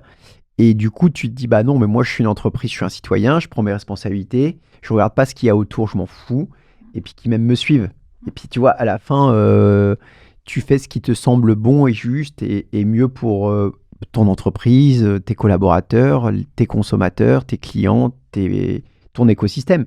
Parce que c'est trop facile. Enfin, c'est la spécialité des humains de dire tout le temps c'est pas moi, c'est de la faute de l'autre. Hein. C'est tellement facile, ça te permet. Non, moi j'occulte un peu tout ça. Nous, on fait ce qui nous semble être bien pour un futur durable et puis qui même me suivent, quoi. C'est vrai qu'il y a cette problématique-là, et il y a aussi la problématique, et donc tout à l'heure tu parlais de Camille Etienne, et je sais qu'elle avait parlé aussi de ça, du fait que quand on n'est pas non plus parfait, on a tout de suite des critiques, donc je pense que ça peut aussi rendre les gens frileux dans la démarche, parce qu'en disant, voilà, je ne suis pas capable d'avoir tous les facteurs, tous les éléments. Ouais, il faut sortir de ce schéma-là, absolument. Il faut arrêter de se montrer du doigt. Tu vois, dans le milieu du véganisme que je connais bien, si tu vas manger un bout de fromage une soirée, c'est tout juste, t'as pas toute la communauté qui te saute dessus en disant salaud, tu vois. Non, il faut sortir de ça. Quand quelqu'un vient me dire, tu sais Rodolphe, j'ai fait une journée végétarienne maintenant par semaine, je lui dis bravo, c'est formidable. C'est vraiment un super premier pas qui est exceptionnel. Et va à ta vitesse. Déjà que tu l'aies fait, c'est déjà beaucoup de courage. Et en fait, il n'y a pas besoin de cette quête de pureté d'âme. On est tous imparfaits. Il faut féliciter tous ceux qui font des choses, même si c'est un premier petit pas. C'est une question connexe, mais j'ai envie de te la poser depuis tout à l'heure, donc je ne peux pas résister, désolée.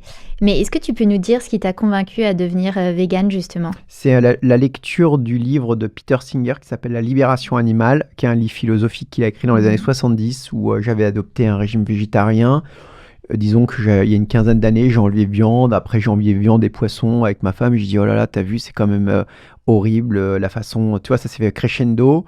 Et puis après, j'ai lu ce bouquin-là parce que je me suis intéressé à la dimension de pourquoi mange-t-on des animaux dont on sait qu'ils sont intelligents et qui ressentent la douleur. Et j'ai lu pas mal de bouquins, dont celui-ci. Et je trouvais que j'étais un peu au milieu du gué en consommant des sous-produits et en ne mangeant pas de la viande et des poissons. C'était pas logique, c'était pas cohérent parce que finalement, tu avais besoin d'exploitation animale pour produire du lait et du fromage. Et donc, j'ai retiré tout de mon alimentation. Je trouvais ça plus cohérent et plus joli. Mais encore une fois, d'un point de vue social, progressiste et d'amener les gens à se poser les bonnes questions, c'est pas forcément la radicalité dans l'approche, dans son écosystème qui fonctionne.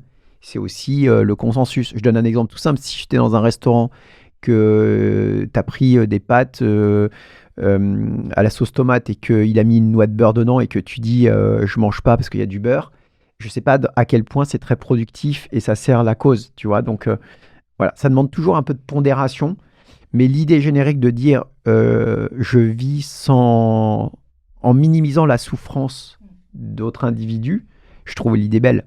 Et en plus, ça marche. Tu vis en bonne santé. Enfin, ça marche sous certaines conditions quand même. Enfin, il faut quand même, parce que il y a certains aliments, par exemple, je pense bien équilibré, quoi. Voilà. Mais comme tout, voilà, c'est ça. Mais en fait, des deux côtés, c'est la même chose. Si tu prends un régime omnivore de quelqu'un qui mange que des burgers, des frites avec de la sauce tomate et qui boit du coca, ça donne les États-Unis. Et pourtant, il a un régime omnivore. Et tu vois, il n'est pas montré du doigt avec une espèce d'opprobre. Tu prends... moi, je connaissais des centaines de véganes. Les mecs sont tous... Enfin, je ne veux pas faire de body... comment on dit je ne veux pas montrer du body shaming, des choses comme ça. Mais ce que je veux dire, c'est que tu vois que les mecs, ils font du sport, ils sont en bonne santé, ils ont des bons temps, ils font tous 10 ans de moins. En moyenne, quelqu'un qui est végétalien, il vit 7 ans de plus suivant toutes les études. Alors, c'est tout un écosystème. Souvent, il fume pas, il fait du sport. Il y a plein de choses qui vont avec. Il y a toute la philosophie qui va avec. Mais ce que je veux dire, c'est que je ne vois pas un mourant mortifère qui est carencé de partout. Bien sûr que n'importe quel régime alimentaire demande de prendre soin, enfin d'avoir un régime équilibré. Mais n'importe lequel, que ce soit omnivore, végétarien, vegan, végétalien, pesco, végétarien, n'importe quoi. Ça demande de diversifier, de pas avoir, de diversifier, c'est le maître mot, et de pas avoir des produits transformés, comme on l'a dit en amont tout à l'heure, etc. Donc, et encore une fois, sur ce sujet du véganisme, c'est toujours ou du végétarisme. Je prends pas cas du village au Mali de quelqu'un qui vit aux dépens d'un lac et qui se nourrit à 80% des poissons qui pêchent dans le lac. Ça n'a rien à voir. Bien sûr. Je fais le distinguo entre vivre et survivre. Et lui, il vit, comme on disait tout à l'heure, grâce à ce lac qui le fournit probablement. Puis il n'y a pas de souffrance animale, là, pour le coup. Ouais, enfin, il y a une souffrance vis-à-vis des poissons qui mais ça fait partie. Oui, mais en fait, je veux dire, c'est qu'il n'y a pas un élevage. Et puis voilà, non, mais on ne se soustrait pas à la logique darwinisme il faut tuer pour vivre ou des choses comme ça. Tout à fait. C'est juste que quand tu as le choix, et nous, en Occident, on a le choix, c'est pas la même chose que de ne pas avoir le choix. Tu vois. Donc, il faut bien faire attention à ce qu'on dit, quoi, au contexte. Exactement, au contexte.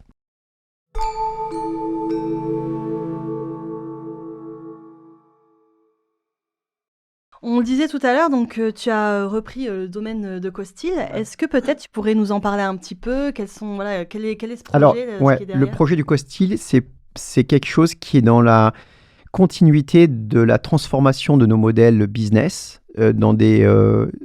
sur des business plus vertueux qui pèsent moins sur la biosphère, mais qui créent de la valeur. Et donc, qui créent de la valeur, et la question qui se pose, c'est qu'est-ce que tu fais avec cette valeur ? J'aime beaucoup l'idée de l'entreprise régénérative dont on avait parlé tout à l'heure, qui est d'avoir des externalités positives supérieures aux externalités négatives. Et donc, dans la continuité, on avait envie d'aller plus loin et de se servir d'une partie de la création de valeur du groupe pour réhabiliter, sanctuariser, régénérer les écosystèmes par la libre évolution en l'occurrence. Et donc, ce qu'on a fait, c'est qu'on a acheté 200 hectares en Normandie qu'on a soustrait aux activités anthropiques. Donc, ça veut dire qu'il n'y a pas de sylviculture, d'activité synégétique ou de pastoralisme. Et on audite tout ça avec des scientifiques. Qu'est-ce qui se passe dans un milieu dans lequel on a soustrait les activités humaines ? Et c'est vachement intéressant parce que ce qui est dur à admettre, c'est que quand on soustrait les activités humaines à un milieu donné, eh bien, les écosystèmes se régénèrent et la vie repart. Ce qui demande beaucoup d'introspection, d'humilité et de réflexion quand on le constate. Donc, sur le domaine du Costil, en Normandie, on est dans l'Orne, à la frontière du Calvados, en dessous de Vimoutiers. On audite tout ça avec des naturalistes, des scientifiques, des naturalistes, des ornithologues, etc., des spécialistes de toutes les parties du vivant. Et on fait du plaidoyer autour de la libre évolution. On fait passer des écosystèmes business, entrepreneurial, artistique, politique, grand public, etc. Ouais. Il y a eu Arte qui est venu il y a 2 mois, il y a Discovery qui est venu aussi faire un reportage. Et on vient juste démontrer les bienfaits de la libre évolution et qu'on a une solution toute simple pour régénérer les écosystèmes qui sont en train de s'effondrer, c'est de rendre des grandes surfaces à la nature, les soustraire aux activités humaines et de régénérer comme ça des grandes parties. C'est exactement ce que fait Claire Nouvian avec son association Bloom. Hein. C'est la même chose, elle milite pour les océans, c'est d'avoir des grandes zones de non-droit dans lesquelles il n'y aurait pas de pêche. Ce qui est vertueux à bien des égards, parce qu'en plus, tu régénères pour réensemencer autour de toi. C'est-à-dire qu'en fait, ici, c'est comme des bulles de vie dans lesquelles tout se régénère, et même les arthropodes, les pollinisateurs, tout ça, et qui viennent ensemencer de vie tout ce qu'il y a autour. Donc, il faut le multiplier par des milliers, des millions, et partout, la vie repeuple. Parce qu'en fait, ce qui est beau, c'est qu'elle ne nous en tient pas rigueur, et qu'en fait, la nature, elle a une capacité de résilience absolument fantastique, et que ça ne demande qu'à repartir. Donc, dans ces bulles de vie, qui sont soustraites aux activités humaines, on voit la vie s'engouffrer, et en fait, repartir. Et ça donne de l'espoir. Ça donne de l'espoir par rapport aux chiffres apocalyptiques, et on peut se les redire quand même, parce que c'est important, c'est que en quelques décennies, c'est 80% des mammifères qui ont disparu. 98% de la biomasse, c'est un être humain. De la biomasse des vertébrés dans le monde, c'est un humain ou un animal qu'on va manger. Il reste 2% de sauvages dans le monde. Il y a 10 000 ans, c'était l'inverse. Et les espèces disparaissent 1000 à 10 000 fois plus vite que la normale. C'est du jamais vu. 1 million d'espèces vont disparaître dans les 30 prochaines années. Tout ça, c'est écrit. Ouais, c'est ça en fait. C'est pas ça le pire. Et la seule responsabilité, c'est Homo sapiens. Ouais. Donc, c'est les activités humaines qui sont directement responsables de l'effondrement de la vie sur Terre. Donc, en fait, tu sais quel est le mot, MAUX. Donc, en fait, tu as juste à soustraire ce mot-là, cette problématique-là. Enfin, tu vois, c'est logique. Tu dis, bon, c'est ça le problème, j'enlève le problème, et ça repart. Et après, la question qu'il y a derrière, c'est comment nous vivons en harmonie avec ce monde. Tout à fait, ouais. Et ça, avec le domaine de Costil, tu as réussi à répondre à cette question, ou en tout cas avoir des débuts de réponse de comment est-ce qu'on peut vivre vraiment en harmonie Bien et sûr. s'intégrer, parce que, ok, là, c'est presque un domaine un peu immaculé auquel l'humain bien ne sûr. touche pas et en observance, mais finalement, comment on fait pour vivre en osmose avec ce milieu? Alors, sur 5% du domaine, on a des projets de transition agroécologique, comme je l'expliquais tout à l'heure, pour démontrer qu'on est capable de produire de la nourriture dans un milieu réensauvagé et en rewilding. Et c'est ça qui est important, c'est de montrer qu'en fait, tu peux tout à fait envisager une agriculture respectueuse du vivant. Ça fonctionne, c'est pas antinomique. Comme on le disait tout à l'heure, agroforesterie, enlever la chimie, premièrement. Réhabiliter toutes les haies, l'arbre, remettre l'arbre au cœur du dispositif, parce que l'arbre, il a tellement de vertus, il fait pleuvoir, il renourrit les sols avec les radicelles et les feuilles qui tombent, il attire la biodiversité, il nourrit les oiseaux, les pollinisateurs, il fait écran quand il y a des vagues de chaleur extrêmes, il fait une espèce de bioclimateur. Voilà, donc il a plein de fonctions qui sont vertes, il capte du CO2. Enfin, tu vois, il a tellement de fonctions, l'arbre, qui sont magiques. Donc toutes ces pratiques agricoles à faire évoluer, agroécologie, jardin-forêt, verger-haute-tige, permaculture, maraîchage sur sol vivant, il y a plein de choses qui existent, qui sont en train de se mettre en place. Tout ça, ça nourrit les hommes. Ça nourrit les hommes bien, de produits qui sont bons pour leur santé, et ça nourrit les vivants. Et ça, on peut le faire à grande échelle. À tu grande penses, parce échelle, que sans aucun problème. Pour reprendre le potager de mes beaux-parents, par exemple, cette année, ils ont eu assez peu de production parce que ça a été envahi par les taupes. Ouais. Et du coup, il y a aussi les aléas du direct, j'ai envie de dire. Exactement. Donc, comment est-ce que... Et c'est pour ça que dans le temps, il y avait la polyculture élevage. Ouais. C'était une polyculture, et ça rejoint encore les sujets de performance dont on a parlé tout à l'heure. C'est je produis moins, mais j'ai des backups. J'ai plein de choses. Ça n'a pas marché cette année. Ça a marché cette année. C'était comme ça avant. Sauf que celui qui a un champ de milliers d'hectares de blé et qui, une année, à 2022, là où il n'a pas plu pendant 6 mois, il en a 3 années de suite, qu'est-ce qu'il fait avec ces milliers d'hectares de blé? Il n'y a rien. Le mec est mort, il est banqueroute. Par contre, imagine qu'il a, je sais pas, de l'élevage, il fait du fromage, il a du blé, il fait des fruits, il fait une production d'œufs, enfin, tu vois, il fait des planches. Donc voilà, une année, ça n'a pas marché, il a autre chose. Et ça, c'était le bon sens avant paysan de nos grands-parents, c'était qu'ils savaient ce que c'était, ils savaient qu'il y avait les aléas. Les aléas, il y en a de plus en plus avec les écarts types, dû au dérèglement climatique. Donc il va falloir rentrer dans un monde en résilience. Et c'est ça la nouveauté, c'est qu'on sort du culte de la performance. Et donc en fait, il n'y a pas le choix que de réhabiliter tous ces sujets qui nous permettent de gagner en résilience. Il a fait chaud cette année, bah oui, peut-être que les fruits du sud, ça marche mieux. Et les fruits, tu vois, cette année, les fruits qui n'aiment pas le soleil, ça n'a pas marché. Il a plu beaucoup, bah, il y a d'autres types de fruits, de fruitiers, de plantes qui aiment l'eau et d'autres qui aiment pas. C'est ça qui va se passer aujourd'hui. Donc on va sortir de ce culte de la performance pour entrer dans la résilience. Et oui, ce modèle agroécologique fonctionne. Il peut se marier aussi avec des modèles de production, comme on a, parce que c'est ce qu'on disait, le diable est dans des détails. Il peut y avoir encore des grands champs de production de céréales mécanisés. On va pas refaire au fléau et à la faux des champs de blé. Faut pas être débile. Mais il y a plein de choses qu'on peut produire différemment.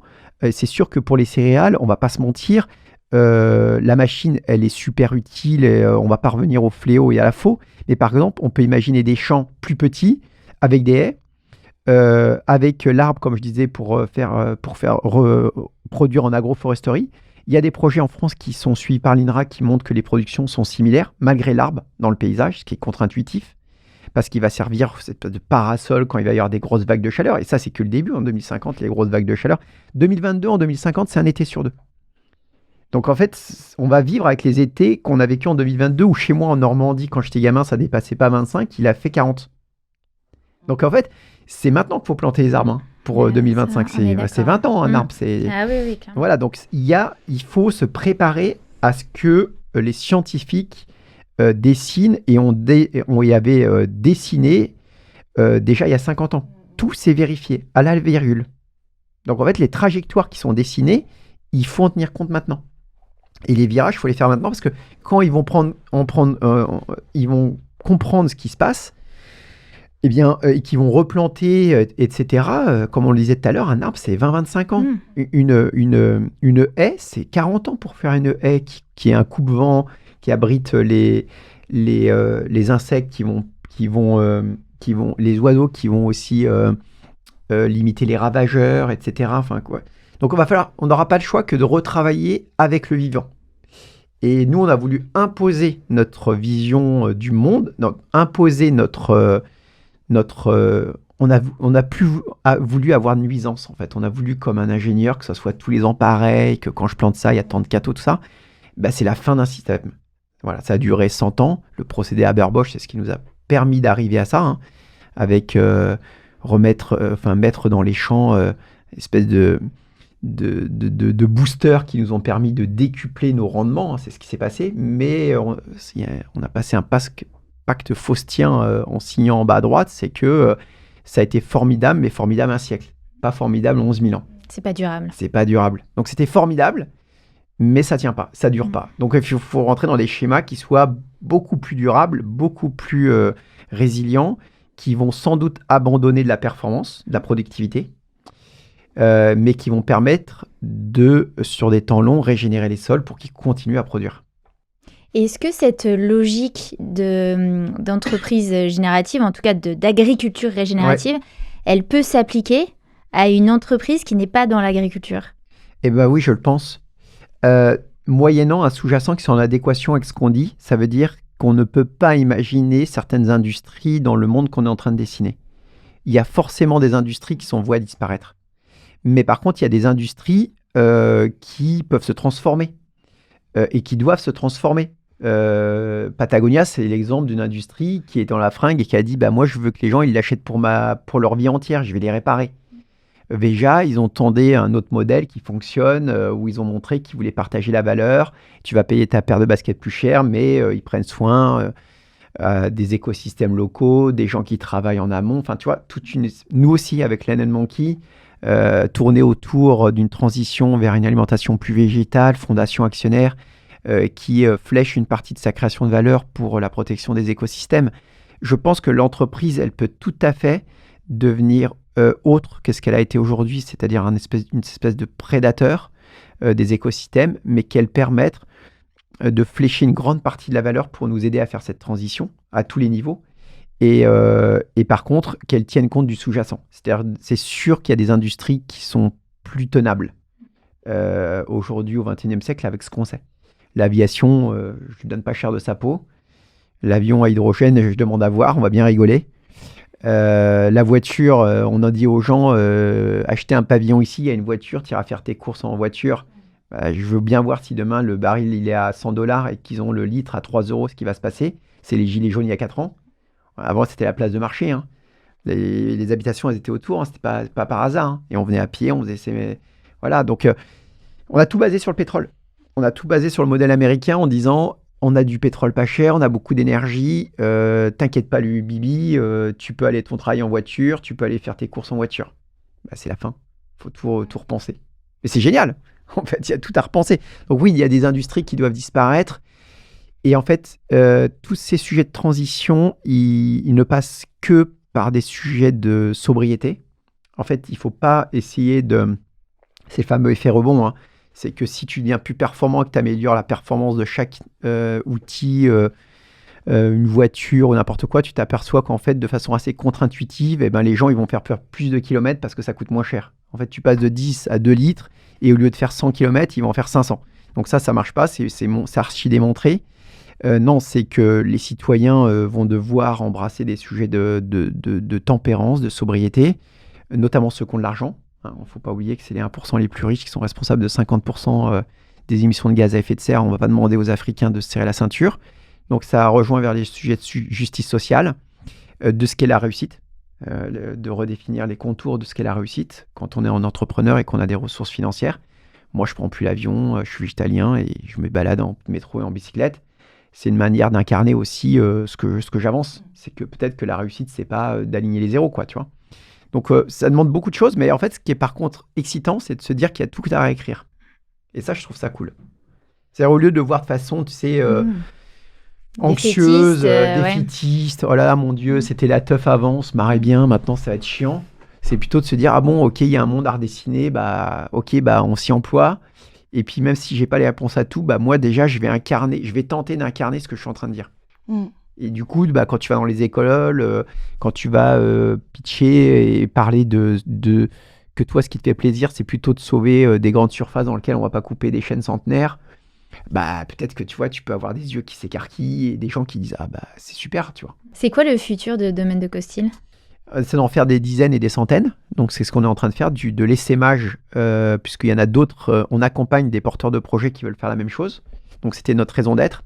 Et on travaille sur un projet beaucoup plus ambitieux qui serait en milliers ou en dizaines de milliers d'hectares en France. Sur un projet plus ambitieux qui nous permettrait d'expérimenter encore plus. Je pense que tu vois, si tu expliques aux gens qu'on va faire un projet comme ça et qu'il va y avoir une petite partie où il y aura des petits promenades en safari pour aller voir un domaine totalement réensauvagé, soustrait aux activités humaines, ça fait rêver tout le monde. En Europe occidentale, avant, il y avait une macrofaune qui a totalement disparu. Si on a envie de voir cette mégafaune, on est obligé d'aller dans les plaines du Serengeti ou du Masai Mara.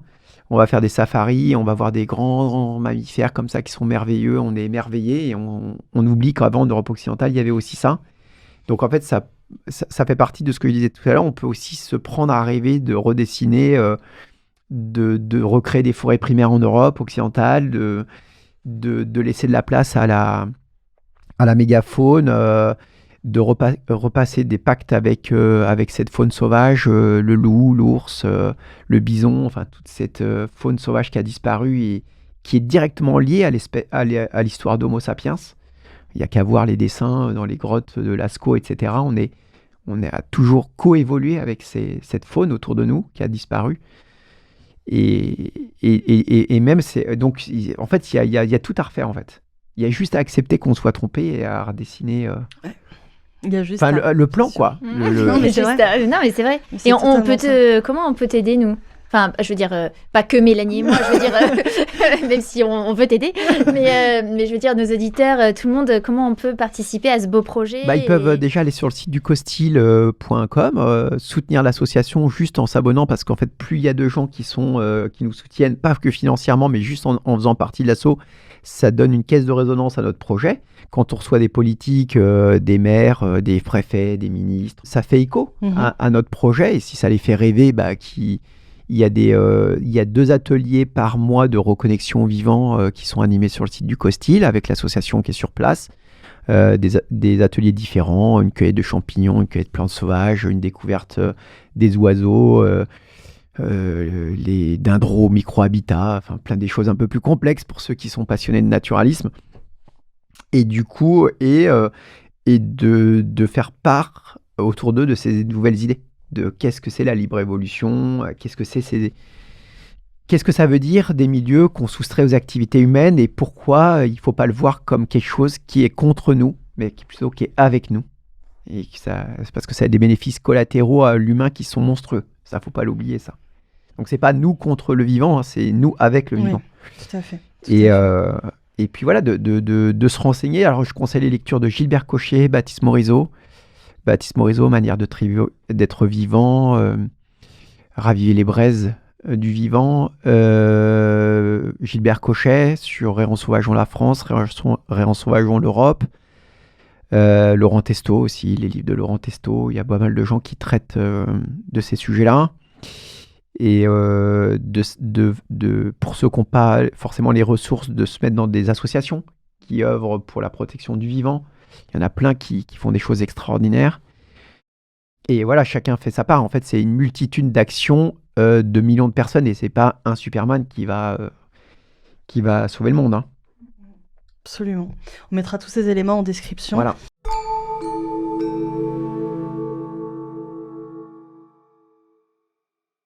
On avance doucement vers la fin de l'épisode, même si on pourrait toujours parler des heures et des heures, mais bon, il faut bien avoir une fin. Deux questions en une. Est-ce que dans le cadre de tes différents échanges, tu ressens peut-être que les nouvelles générations sont plus sensibles à ces questions-là, et aussi qu'est-ce qui te rend justement optimiste pour demain? Alors, pour les jeunes générations, il y a une dichotomie énorme entre des jeunes qui ont compris et qui sont au fond du trou. Ouais. Parce que ceux qui ont compris, et je pense à une copine, la fille d'une amie qui a 20 ans, qui est en fac de bio, qui est brillante, cette fille, et qui s'est spécialisée dans le rewilding et qui, avec ses amis, travaille un peu partout en Europe sur les projets de libre évolution, etc. Enfin, de la biodiversité. Et eux, quand ils ont compris le pot au rôti, ils ont presque envie d'ouvrir un tiers-lieu et d'aller faire un potager. Donc ça, c'est dramatique, hein, parce que c'est quand même fou d'avoir une jeunesse comme ça qui soit, tu vois, à ce point-là, si anxieuse. Je fais un pas de côté hier, j'écoutais en allant au restaurant dîner je sais pas quel job elle fait, cette nana-là. Je sais plus, mais elle disait qu'il y avait eu les vasectomies des jeunes hommes qui avaient été multipliées par 10 en 10 ans. Des jeunes hommes qui disent, en fait, moi, je veux pas d'enfants dans ce monde-là. Mais pas par 2, par 3, par 10 en 10 ans. Donc c'est quand même, tu vois, il y a quand même des signaux, c'est plus des signaux faibles, là. Il y a des jeunes qui disent, moi, je fais pas naître d'enfants dans ce monde-là, quoi. Enfin, donc il se passe des choses quand même. Donc c'est pour ça que je parlais de dichotomie entre une jeunesse très consciente de ce qui est en train de se passer et qui tente de rester mobilisée, parce que c'est pas facile, et une jeunesse complètement schizo, qui semble ne pas lire les mêmes choses que nous.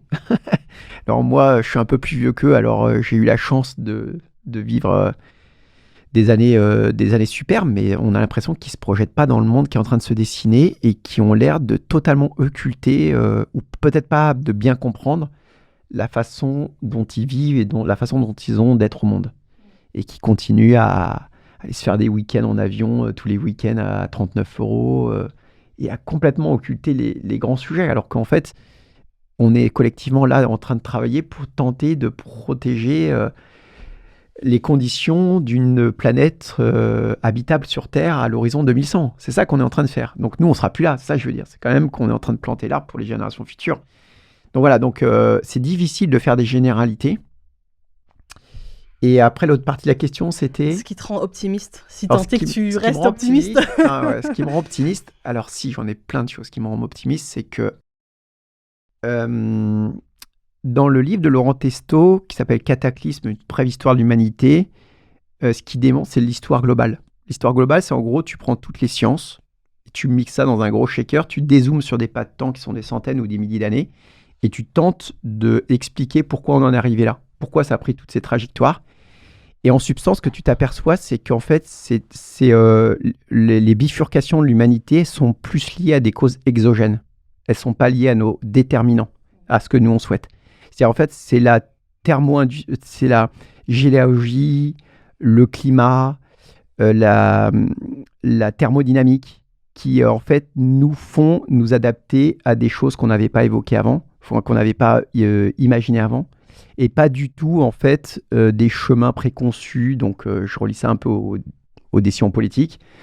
Pour faire une analogie à ce que je viens de dire, un exemple, c'est qu'il y a 11 000 ans, quand le monde se réchauffe de 5 degrés, que toute l'Europe est un vaste glaçon, il n'y a pas possibilité de se sédentariser pour faire pousser de l'alimentation. En fait, on migrait et on chassait parce qu'il n'y avait pas le choix. Et du coup, on s'est adapté à ces écosystèmes qui ont évolué. Du coup, en fait, ce que je veux dire par là, c'est qu'en fait, c'est du darwinisme de bas étage. Et du coup, ce qui nous amène... parce que je dis ça juste pour dire, il ne faut pas s'auto-flageller en disant on est méchant, on est gentil, on est ceci, on est cela. En fait, on s'est juste adapté, on a coévolué avec la météo qui changeait, la géologie qui a évolué et tous ces sujets de thermodynamie. Et du coup, ça nous dédouane pas de nos responsabilités, mais ça minimise un peu notre responsabilité dans tout ce qui s'est passé. En fait, on est juste une espèce qui a trop bien réussi, quoi. Point final. Voilà. Et donc, il y a ça. Et ce qui me rend... Voilà, donc, il y a ça. Et puis, quand on lit les livres aussi de Cochet, on s'aperçoit qu'on a l'impression que tout est noir aujourd'hui sur les sujets d'écologisme, mais qu'au début du XXe, donc il y a un siècle, il n'y avait plus de mouflons, il n'y avait plus de loups. Le dernier loup avait été abattu en 1930 en France. Que dans les années 70, les naturalistes qui se prenaient à rêver du retour de loup en disant « ça n'arrivera jamais ». Dans les années 70, ils disent « ça n'arrivera jamais ». Et aujourd'hui, en France, il y a 1000 loups. Donc en fait, quand tu crois qu'il n'y a plus d'espoir, c'est tout vrai. d'un coup, en fait, tu as des choses qui arrivent. Qui aurait cru qu'il y aurait bientôt une centaine de loups dans les Pyrénées, d'ours dans les Pyrénées, alors qu'il n'y en avait plus un seul. Les gypaètes avaient totalement disparu des Alpes. Voilà, donc en fait, tout d'un coup, c'est au moment où tu crois, parfois, que tout est fini, qu'il y a une petite lueur d'espoir et ça repart. Et puis, quand il n'y a plus d'espoir, il y a l'action, comme dit le proverbe. Super. On a juste une dernière question. Ah. Quelle action simple est-ce qu'on peut chacun mettre en place demain matin? Demain matin, une action simple, c'est d'avoir une journée végétarienne par semaine. C'est hyper simple. Et d'apprécier et de regarder comment on se sent bien dans son corps, comment on se sent, tout simplement. Et de faire ce premier pas vegan, forcément végétarienne, sans viande, sans poisson. Et puis, la deuxième chose toute simple, c'est d'au lieu d'avoir des déplacements en voiture comme avant, de privilégier la voiture, et de prendre un vélo électrique et de dire en déplaçant, je fais un peu de sport, c'est bon pour moi. Et puis tout d'un coup, on se redécouvre à aimer finalement avoir une activité physique qui devient un prétexte. Voilà, donc c'est des petites choses vraiment simples à faire. Mais rien que ça, en fait, c'est assez fou les effets bénéfiques qu'il y a. Super. Merci beaucoup, c'était passionnant. Beaucoup. Ouais. Et on se retrouve donc la semaine prochaine pour le Q&A. Merci. À la semaine prochaine. Au revoir. Merci d'avoir écouté The Human Hack. Si cet épisode vous a inspiré, faites-le savoir. Une note, un commentaire ou un partage sur votre plateforme de podcast préférée, c'est la meilleure façon de soutenir notre mission et de faire voyager nos idées. Ensemble, faisons grandir cette communauté. Pour aller plus loin, inscrivez-vous à notre newsletter sur le site thehumanhack.com.